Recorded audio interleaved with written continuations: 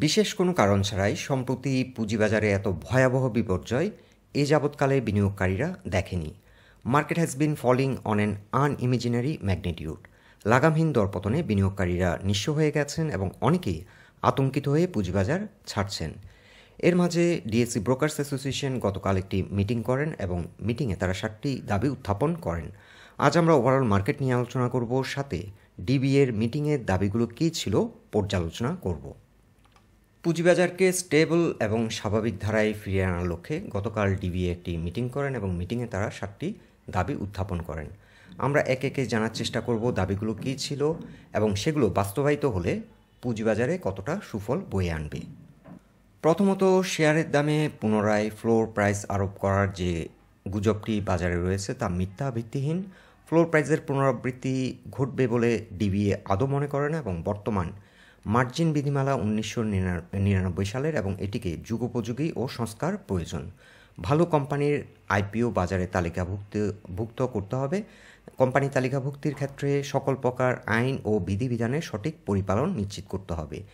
বিনিয়োগের ক্ষেত্রে ব্যাংক নির্ভরতা কমাতে মিউচুয়াল ফান্ডের উপর জোর দিতে হবে এবং মিউচুয়াল ফান্ডের সংখ্যা বৃদ্ধি করতে হবে। কোম্পানির ক্যাটাগরি ডিভিডেন্ডের উপর না করে তা ক্যাপিটাল সাইজের উপর করাই যৌক্তিক। সাধারণ শেয়ারহোল্ডার, স্পন্সর শেয়ারহোল্ডার কিংবা অন্য কোনো স্টেক হোল্ডারকে না জানিয়ে ভিন্ন কোনো উপায়ে কোনো কোম্পানির শেয়ার বৃদ্ধি করা উচিত নয়। দ্বৈত করের বিষয়টি বিবেচনায় নিয়ে তা সমাধান করতে হবে। মূলত এগুলোই ছিল ওনাদের দাবি গতকালকের ভার্চুয়াল মিটিংয়ে। আর এই দাবিগুলো যদি বাস্তবায়িত হয় তাহলে দীর্ঘমেয়াদে পুঁজিবাজারে কিছু সুফল অবশ্যই বয়ে আনবে। কিন্তু বর্তমান মার্কেটে যে ভয়াবহ বিপর্যয়, এটা থেকে উত্তরণের জন্য ইমিডিয়েট কিছু অ্যাকশন প্ল্যান কিংবা গাইডলাইন এই 7টি দাবির মধ্যে আমরা লক্ষ্য করছি না। ওনারা কয়েকটি গুরুত্বপূর্ণ বিষয় পয়েন্ট আউট করেছেন। ব্যাংক নির্ভরতা কমাতে মিউচুয়াল ফান্ডের উপর জোর দেওয়া এবং মিউচুয়াল ফান্ডের সংখ্যা বৃদ্ধি করা। মিউচুয়াল ফান্ডগুলোকে যদি শক্তিশালী করা হয় তাহলে আমিও পার্সোনালি মনে করি মার্কেট অনেকটা প্রফেশনাল ধারায় ফিরে আসবে। মিউচুয়াল ফান্ডগুলো ইউজুয়ালি ভালো মানের কোম্পানিগুলোকে সর্ট আউট করে দীর্ঘমেয়াদে ভালো মানের কোম্পানিগুলোতে ইনভেস্ট করে থাকেন। কোম্পানির ক্যাটাগরি ডিভিডেন্ডের উপর না করে ক্যাপিটাল সাইজের উপর করাই যৌক্তিক। এই বিষয়টি আমার কাছে অতটা ক্লিয়ার না। তবে আমি পার্সোনালি মনে করি বর্তমানে যে কোম্পানিগুলো জি ক্যাটাগরিতে ট্রেড হচ্ছে সেই জি ক্যাটাগরির কোম্পানিগুলো ম্যাচিউরড হতে T+3 সময় লাগে এবং সেল করার পর আরও 3 দিন কেনার অপশান থাকে না। আমি পার্সোনালি মনে করি এই নিয়মটি চেঞ্জ হওয়া উচিত। যেহেতু একজন শেয়ার হোল্ডার উনি জি ক্যাটাগরির শেয়ার সেল করে দিয়েছেন, উনি হয়তো একটি এ ক্যাটাগরির শেয়ারও কিনতে পারেন। সেক্ষেত্রে আননেসেসারি 3 দিন টাকাটা ব্লক করে রাখা যুক্তিসঙ্গত নয় বলে আমি পার্সোনালি মনে করি। এছাড়া দ্বৈত করের বিষয়টি যদি দ্রুত সমাধান করা হয় এটিও কিন্তু পুঁজিবাজারে সুফল বয়ে আনবে। অনেক বিনিয়োগকারী ইন্টারেস্টেড হবে পুঁজিবাজারে ইনভেস্ট করতে। বর্তমানে বেশিরভাগ শেয়ারই কিন্তু ফ্লোর প্রাইস উঠে গেছে এবং ফ্লোর প্রাইস উঠে যাওয়ার পর আমরা এক্সপেক্ট করেছিলাম মিনিমাম 1,500 থেকে 2,000 কোটি টাকা ডেইলি টার্নওভার হতে পারে।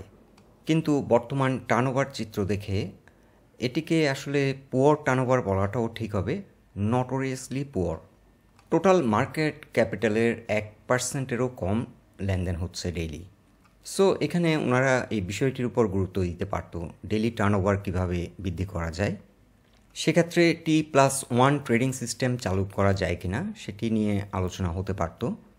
এছাড়া বর্তমানে যে একটা ভয়াবহ সংকট পুঁজিবাজারে দেখা দিয়েছে সেটি থেকে উত্তরণের জন্য কিছু গুরুত্বপূর্ণ কিছু সিদ্ধান্ত কিংবা কিছু গাইডলাইন দিতে পারত। এখন আমরা এক নজরে দেখে নেব আজকের মার্কেট চিত্র। দিন শেষে সূচক পজিটিভ ছিল 58 পয়েন্ট আর টার্নওভার হয়েছে around 422 crore। Like I said, turnover কিন্তু খুবই পুয়ার হয়েছে। আজ টার্নওভার ছিল খুবই পুয়ার আর লেনদেন হওয়া কোম্পানিগুলোর মধ্যে দর বৃদ্ধি পেয়েছে 316টির বিপরীতে দর কমেছে 51টি কোম্পানির আর অপরিবর্তিত ছিল 46টি কোম্পানির শেয়ারের দর। লাস্ট আপডেটে আমরা জানিয়েছিলাম যেহেতু মার্কেট অলরেডি বড় ধরনের পতন হয়ে গেছে, আমরা আর খুব বেশি নিচে নামবে বলে আশা করছিলাম না। সো রিসেন্টলি মার্কেট সাপোর্ট নিচ্ছে, লক্ষ্য করা যাচ্ছে 5,810 থেকে সাপোর্ট নিয়ে আজ ঘুরে দাঁড়ানোর চেষ্টা করল। ডিএসসি ব্রড ইন্ডেক্স দিন শেষে 5,872 পয়েন্টে এসে ক্লোজ হলো। যেহেতু মার্কেট টার্নওভার খুবই পুয়ার, রিকভারি দিতে হয়তো একটু বেশি সময় লাগবে। এখন মার্কেটের ইমিডিয়েট যে রেসিস্ট্যান্স সেটি ফেস করবে 5,978 পয়েন্টে, আর মার্কেটের এখন স্ট্রং সাপোর্ট হবে 5,805। সেক্টর ওয়াইজ টার্নওভার যদি আমরা পর্যালোচনা করি, ফার্মাসিউটিক্যাল সেক্টর ভালো করেছে। আছে এই সেক্টরে টার্নওভার হয়েছে 86 ক্রোর, ইঞ্জিনিয়ারিং সেক্টরে টার্নওভার হয়েছে 58 ক্রোর প্রায়, টেক্সটাইল সেক্টরে টার্নওভার প্রায় 44 ক্রোর, ফুড অ্যান্ড অ্যালাইড এই সেক্টরে টার্নওভার হয়েছে প্রায় 35 ক্রোর। যেহেতু ফার্মাসিউটিক্যালস, ইঞ্জিনিয়ারিং এবং টেক্সটাইল এই সেক্টরগুলোতে গত কয়েক মাস ধরে ধারাবাহিকভাবে ভালো টার্নওভার পরিলক্ষিত হচ্ছে, এই তিনটি সেক্টর ভালো করার সম্ভাবনা বেশি। এছাড়া ফুড অ্যান্ড অ্যালাইড সেক্টরটিও বর্তমান সময় ভালো করছে। এই সেক্টরের সিলেক্টিভ কিছু স্টক ভালো করার সম্ভাবনা রয়েছে। আজকের দিনে সূচক বৃদ্ধি পেয়েছে প্রায় 58 পয়েন্ট, আর এই সূচক বৃদ্ধিতে যে কোম্পানিগুলো গুরুত্বপূর্ণ ভূমিকা রেখেছে তার মধ্যে অন্যতম হলো বেস্ট হোল্ডিং। এটি আজকে সূচকে প্রায় 4 পয়েন্টের মতো পজিটিভ কন্ট্রিবিউট করলো। এছাড়া United Power, Beacon Pharma, ICB, IFIC Bank, Prime Bank, Berger, Summit Power, BSC এবং সোনালী পেপার এই কোম্পানিগুলো উল্লেখযোগ্য ভূমিকা রেখেছে সূচকে। বিপরীতে ইন্ডেক্সে যে কোম্পানিগুলো নেগেটিভ প্রভাব বিস্তার করেছে তার মধ্যে উল্লেখযোগ্য হলো GP, Robi, Renata, BATBC, Trust Bank, Reliance Insurance, Envoytex, EBL, City Bank এবং ম্যারিকো।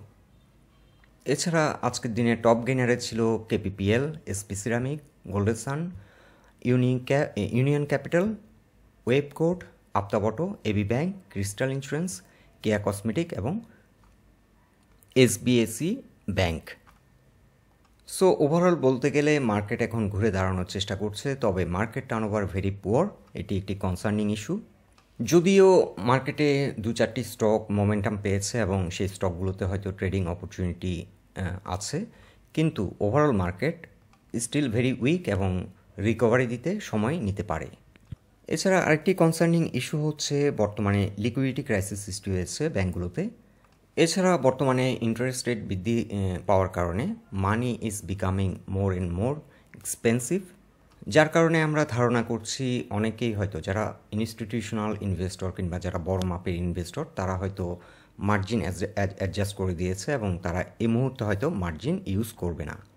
সো এই কারণে আমরা ধারণা করছি মার্কেট রিকভারি দিতে একটু বেশি সময় নিতে পারে, তবে মার্কেট ভালো করবে।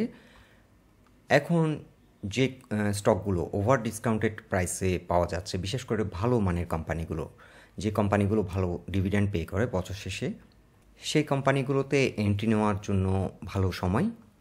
কারণ মার্কেট যখন স্ট্রং হবে, বিশেষ করে এবার যেটা আমরা ধারণা করছি এবং বিভিন্ন বিশেষজ্ঞরা গুরুত্ব দিচ্ছেন, বাজেটে ম্যাক্রো ইকোনমিক ফ্যাক্টরগুলোকে স্টেবল রাখার জন্য গুরুত্ব দেওয়া হবে। সো এই কারণেই ধারণা করছি বাজেটের পর হয়তো ম্যাক্রো ইকোনমিক ফ্যাক্টরগুলো হয়তো ঠিক হয়ে আসবে এবং তখন মার্কেট অনেক ভালো করবে। এছাড়া আরেকটি বিষয় হচ্ছে গভর্নমেন্ট ইনফ্লেশন কমানোর জন্য ইন্টারেস্ট রেট বৃদ্ধি করেছে। সো ইনফ্লেশন যদি কিছুটা কুল ডাউন হয় তাহলে ওভারঅল ইকোনমি ভালো করবে, কারণ বর্তমানে হাই ইনফ্লেশনের কারণে সাধারণ জনজীবনে অস্বস্তি বিরাজ করছে এবং তারা সেভিংস করতে পারছে না। বন্ধুরা, এটাই ছিল আজকের আলোচনাটি যদি ভালো লেগে থাকে অবশ্যই পোস্টটিকে লাইক দিন। আমাদের সাথে থাকার জন্য আপনাদের অসংখ্য ধন্যবাদ।